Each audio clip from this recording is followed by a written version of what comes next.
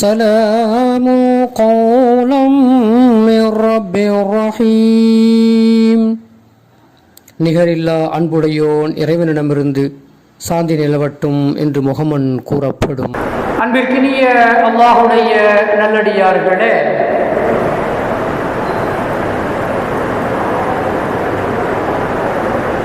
பெருமானார் ஸல்லல்லாஹு அலைஹி வஸல்லம் அன்னவங்க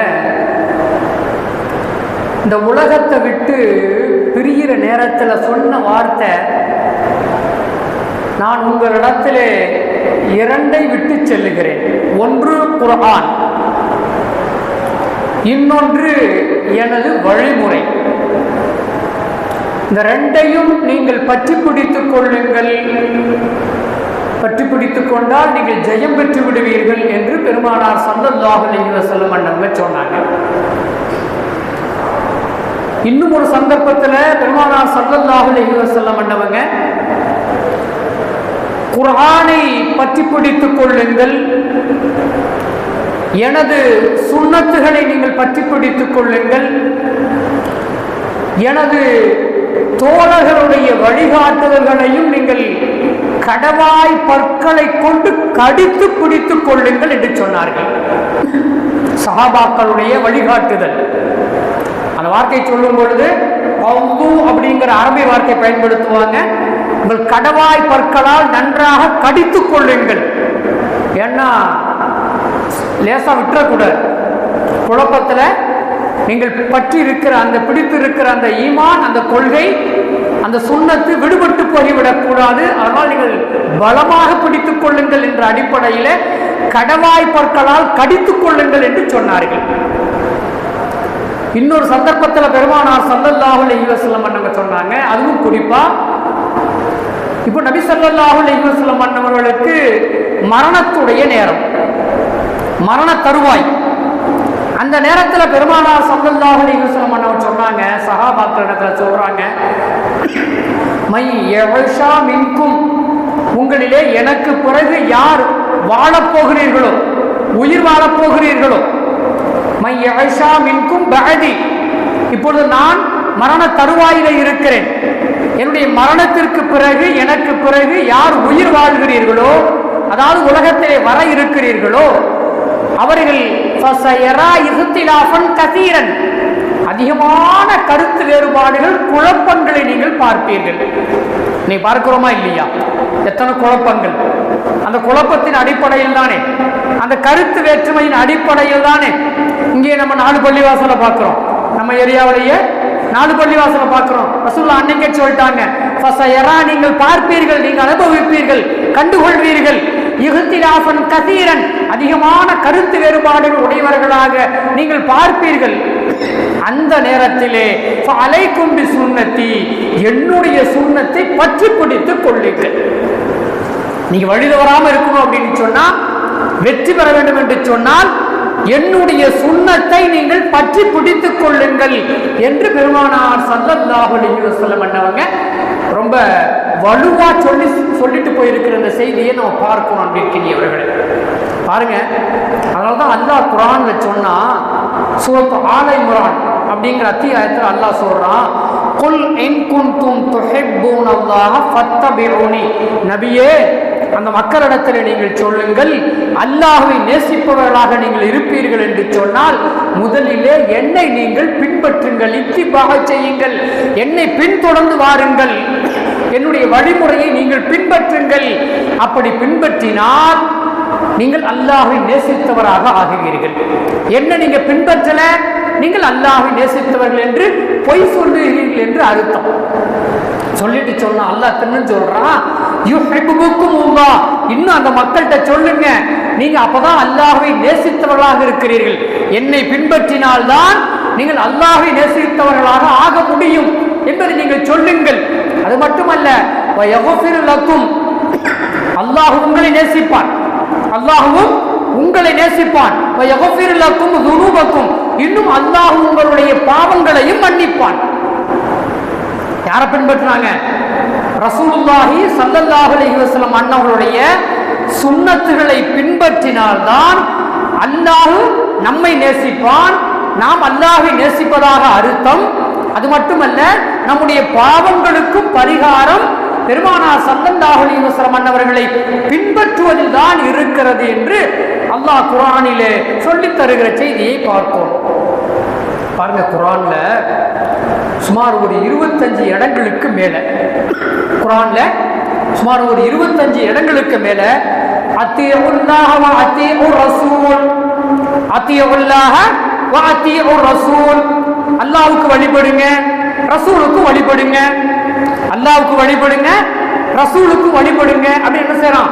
ஒரு 25 இடங்களுக்கு மேல நபியை பின்பற்ற வேண்டும், நபிக்கு நாம் கட்டுப்பட வேண்டும், நபிக்கு நாம் வழிபட வேண்டும் என்கிற அந்த செய்தியை அல்லாஹ் சொல்லி தந்திருக்கிற செய்தியை பார்க்கிறோம். ஏன் இவ்வளவு வலியுறுத்துறான் அப்படின்னு சொன்னா, இவ்வளவு வலியுறுத்தி திரும்ப திரும்ப ஒரு 25 இடங்களுக்கு மேல அதை சொல்ல வேண்டிய அவசியம் என்ன அப்படின்னு சொன்னா, இந்த கருத்து வேறுபாடுகள் வரும் என்கிற ஒரே காரணம் தான். இது மாதிரியான கருத்து வேறுபாடுகள் வரும் என்கிற ஒரே காரணத்தினால் அல்லாஹுக்கு நீங்கள் வழிபடுவதை போன்று ரசூலுக்கும் நீங்கள் வழிபட்டு விட வேண்டும்.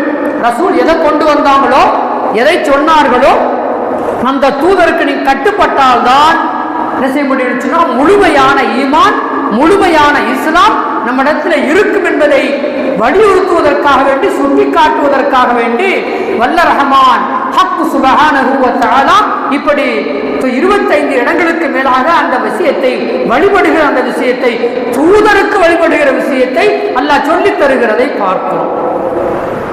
அன்பிற்கினியவர்களே, சுன்னத்துகள் தான் அடிப்படையாக இருக்கிறது.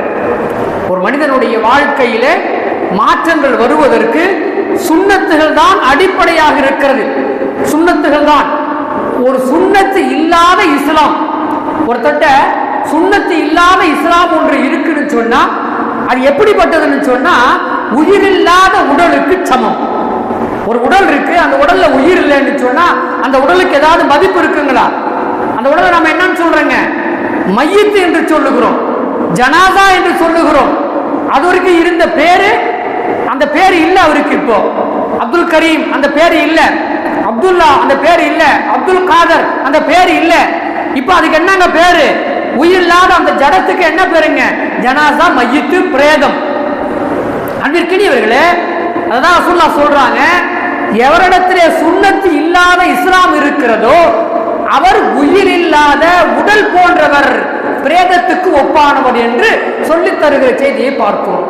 ஒருவர் அல்லாஹ்வை பிரியப்படுவதாக கூறிக்கொண்டு நபியை பின்பற்றவில்லை என்று சொன்னால், நான் அல்லாஹ் பின்பற்றுறேன், நான் அல்லாஹ்வை நேசிக்கிறேன், அல்லாஹ் சொல்றதை கேட்கிறேன் அப்படின்னு சொல்லி ஒருவர் சொல்லிக்கொண்டு நபியை பின்பற்றவில்லை என்று சொன்னால், நபியை நேசிக்கவில்லை என்று சொன்னால் அவரது கூற்று பொய்யானது என்று சொல்லி நாம் கண்கூடாக விளங்கிக் கொள்ள முடியும். அன்பிற்கினியவர்களே, நகம் வெட்டுவது முதற்கொண்டு, நம் நகம் வெட்டுறோம் பாருங்க, அது எப்படி வெட்டணும், எங்க ஆரம்பிக்கணும், எங்க கொண்டு போய் முடிக்கணும், அதற்கு ஒரு வழிகாட்டுதல் பெருமானார் ஸல்லல்லாஹு அலைஹி வஸல்லம் வாழ்க்கையிலே.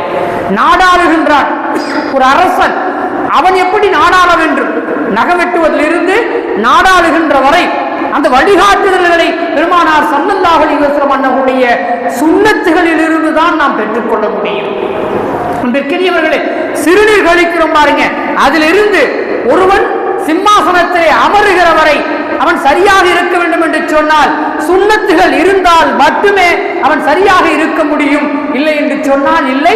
அந்த வழிகாட்டுதல்களை பெருமானார் ஸல்லல்லாஹு அலைஹி வஸல்லம் அன்னவங்க நமக்கும் இந்த உலகத்துக்கும் கொடுத்துட்டு போயிருக்கிறாங்க அப்படிங்கிறத பார்ப்போம். ஏன் இன்னைக்கு நம்ம பார்க்கிறோம், குர்ஆன் மட்டும் போதும், குர்ஆன் மட்டும் போதும் அப்படின்னு சொல்லக்கூடியவங்க இருக்கிறாங்க. ரசூலுல்லாஹ்வுடைய சுன்னத்தெல்லாம் தேவையில்லைங்க, குர்ஆன் மட்டும் பின்பற்றினா போதும், குர்ஆன் சொல்றதை கேட்டா போதும். குர்ஆன் சொல்லுவதை மட்டும் கேட்டால் ஒருவன் நிச்சயமாக முழுமையான வழிகாட்டுதலை பெற முடியாது. குர்ஆனோடு சுன்னத்தை சேர்த்தால் மட்டும்தான், பெருமானார் ஸல்லல்லாஹு அலைஹி வஸல்லம் அவருடைய வாழ்வியலை அவனிடத்திலே கொண்டு வந்தால் மட்டும்தான் அவனால் முழுமையான இஸ்லாத்தை பெற்றுக்கொள்ள முடியும். உதாரணமா சொல்லணும்னா, ஒருத்தர் சட்ட நூலை படிக்கிறோம், சட்ட நூல்னாங்க வழக்கறிஞருக்கான நூட்கள், பட் லைப்ரரிக்கு போறான், உட்கார்ந்து எல்லாத்தையும் புரட்டான், படிக்கிறான். இப்ப போய் அவன் நானும் வழக்கறிஞர் அப்படின்னு போய் கோர்ட்ல நின்று அவனால் வாதாட முடியுமான்னு சொன்னா, எப்படி வாதாட முடியாதோ, அது எடுபடாதோ, அது போன்றுதான் குர்ஆனை படித்துவிட்டு குர்ஆனை மட்டும் படித்துவிட்டு சுன்னத்துகளை ஒதுக்கி வைத்து விடுவான் என்று சொன்னால் ஏன்? இதுதான் பயிற்சி. எப்படி ஒரு வழக்கறிஞராக இன்னொரு வழக்கறிஞரிடத்தில் போய் பயிற்சி எடுத்துக்கொண்டு அதற்கு பிறகு என்ன செய்யணும் சொன்னா வழக்காட செல்ல வேண்டும், வாதாட செல்ல வேண்டும். அதே போலதான் குர்ஆனை படித்ததோடு பெருமானார் ஸல்லல்லாஹு அலைஹி வஸல்லம் அவருடைய வாழ்வியலை தன்னிடத்திலே அதை கொண்டு வந்ததற்கு பிறகுதான் அன்பிற்கினியவர்களே முழுமை பெறும் என்பது போன்றுதான் அந்த வழக்கறிஞருடைய நிலைமையை நாம் பார்க்கும் பொழுது நாம் புரிந்து கொள்ள முடியும். அன்பிற்கினியவர்களே, அதே போன்று ஒரு மருத்துவ புத்தகங்களை படிக்கிறார். கல்லூரிக்கு போகல, உட்கார்ந்து அவர்கிட்ட புத்தகங்கள்லாம் மாற்றினாரு. உட்கார்ந்து மருத்துவ புத்தகங்கள்லாம் படிச்சுட்டு நான் போய் இப்ப அறுவை சிகிச்சை பண்றேன் அப்படின்னு சொன்னா அந்த அறுவை சிகிச்சை வெற்றி பெறுமா? அந்த அறுவை சிகிச்சை செய்யக்கூடிய அந்த நபர் உயிரோடு இருப்பாரா என்று சொன்னால் அவரும் உயிரோடு இருக்க மாட்டார். இவரும் என்ன செய்வாரு? கொலை செய்தவராக மாறிவிடுவார் என்பதை நாம் பார்க்கிறோம். அதற்கான பயிற்சிகளை எடுத்துக்கொள்ள வேண்டும். அந்த பயிற்சி பட்டறை தான் சுன்னத்துகளாக இருக்கிறது, நபியின் வழிமுறையாக இருக்கிறது என்பதை நாம் புரிந்து கொள்ள வேண்டும். அன்பிற்கினியவர்களே, பாருங்க, ஒருத்தரை பெருமானார் ஸல்லல்லாஹு அலைஹி வஸல்லம் அவருடைய காலத்துக்கு பிறகு பெருமானார் ஸல்லல்லாஹு அலைஹி வஸல்லம் ஒரு தோழர் ஹஸ்ரத் இம்ரான் இப்னு ஹசீன் ரலியல்லாஹு தஆலா அன்ஹு அப்படிங்கிற ஒரு தோழர் மக்களிடத்தில் என்ன செய்றாருன்னு சொன்னா ஷஃபாஅத்தை பற்றி, நபி ஸல்லல்லாஹு அலைஹி வஸல்லம் அவருடைய ஷஃபாஅத் நாளைக்கு கிடைக்கும் என்பதை பற்றி என்ன செய்றான்னு சொன்னா மக்கள்கிட்ட சொல்லிக்கிட்டு இருக்கிறார், மக்களிடத்துல சொல்லிக் கொண்டிருக்கிறார். அப்படி சொல்லுகிற பொழுது அந்த கூட்டத்திலிருந்து ஒரு மனிதர் எழுந்து, நீங்க குர்ஆன்ல இல்லாததான் சொல்றீங்க, குர்ஆன்ல இல்லாததெல்லாம் நீங்க சொல்றீங்க என்று என்ன செஞ்சாரு? எந்திரிச்சு சத்தம் போட ஆரம்பிச்சாரு. இன்னைக்கு நம்ம பார்க்கிறோம் இல்ல, குர்ஆன்ல இருக்கிறதா, குர்ஆன்ல இல்லாத நீங்க சரிங்க, குர்ஆன்ல இல்லாத சரிங்க அப்படின்னு சொல்ற மக்களை பார்க்கிறோம் இல்ல.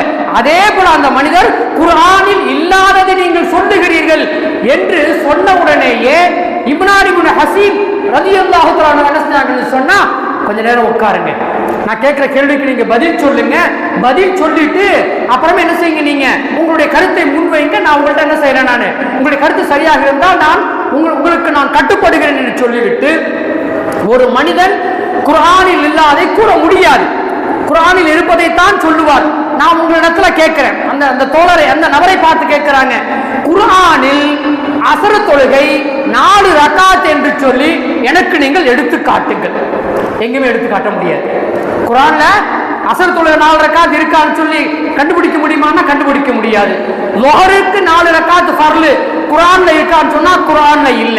ஃபஜ்ருக்கு 2 ரக்காத் குர்ஆன்ல இருக்கான்னு சொன்னா குர்ஆன்ல இல்ல. இஷாவுக்கு 4 ரக்காத் இருக்கான்னா இல்ல.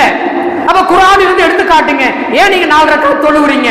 குர்ஆன் சொல்லுவதை மட்டும் தான் நீங்கள் பின்பற்ற வேண்டும் என்று இப்படி ஒரு கேள்வியை தொடுக்கிற பொழுது அடுத்து இன்னும் கேட்டாரு. இம்ரான் இப்னு ஹசீன் கேட்டாங்க, 40 ஆடுக்கு ஒரு ஆடு ஜக்காத்து குர்ஆனில் இருக்கதா? ஜக்காத்து கொடுக்கணும்னு சொல்லி இருக்கு.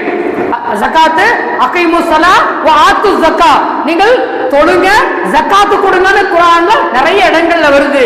ஆனா எங்கேயாவது அளவு சொல்லப்பட்டு இருக்கிறதா என்று சொன்னால் 40க்கு 1 என்று சொல்லப்பட்டு இருக்கிறதா என்று சொன்னால் சொல்லுங்கள் பார்க்கலாம், குர்ஆனில் இருந்து எடுத்து காட்டுங்கள் பார்க்கலாம் என்று ஒரு கேள்வியை முன்வைக்கிற பொழுது அவர் முழித்தார். குர்ஆன்ல என்ன எப்படி காட்ட முடியும்?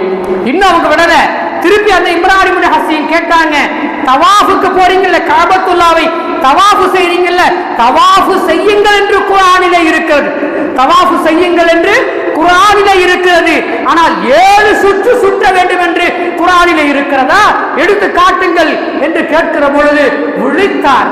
அந்த 7 சுற்றுக்கு பிறகு 2 ரக்காத்து மகாமே இப்ராஹிமிலே தொழ வேண்டும் என்பது குர்ஆனிலே இருக்கிறதா? இல்லையே. இவைகளெல்லாம் எங்கே இருக்கிறது என்று சொன்னால் நபியின் வாழ்க்கையிலே இருக்கிறது. அதனால் தான் சொன்னாங்க, சுன்னத்தை விடுபவன் பாவியாக ஆகிவிடுவான், சுன்னத்தை விடுபவன் பாவியாக ஆகிவிடுவான். அதை மறுப்பவன் விட்டுட்டான், அதாவது தெரியாம விட்டான், அவன் பாவி, அவ்வளவுதான். பாவம் செஞ்சதா பாவம் அல்லாஹ் நான்னா மன்னிக்கவும் செய்வான், நினைச்சா தண்டிக்கவும் செய்வான். ஆனா மறுத்தான், நான் செய்ய முடியாது, நான் குர்ஆனை மட்டும் தான் பின்பற்றுவேன், சுன்னத்தை நான் பின்பற்ற மாட்டேன் என்று மறுப்பான் என்று சொன்னால் இமாம்கள் ஏகோபித்த முடிவிலே சொல்லுகிறார்கள், அவன் குஃப்ரிலே சென்று விட்டான், இறை நிராகரிப்பிலே சென்று விட்டான் என்று இமாம்கள் நமக்கு சொல்லித் தருகிற செய்தியை பார்க்கும். அது சுன்னத் என்பது அவசியமான ஒன்று. அதனால்தான் நாம் சொன்னோம், சுன்னத் என்பது இஸ்லாத்திலே நம்முடைய உடலில் உயிர் ஓடுவதை போன்று. குர்ஆன் என்பது ஒரு உடல், அந்த உடலுக்கு உயிரை கொடுப்பது சுன்னத்தாக இருக்கிறது என்பதை அன்பிற்கினியவர்களே இந்த சமூகம் புரிந்து கொள்ள வேண்டும் என்பதை நாம் இந்த நல்ல நேரத்திலே சொல்லிக் கொள்ள வேண்டி இருக்கிறது. கருத்து வேறுபாடுகள் நிறைய இருக்கலாம், ஆனால் அந்த கருத்து வேறுபாடுகளுக்கு மத்தியிலே சுன்னத்தை நாம் கைவிட்டு விடக் கூடாது என்பதுதான் நாம் இங்கே சொல்ல வருகிற செய்தியாக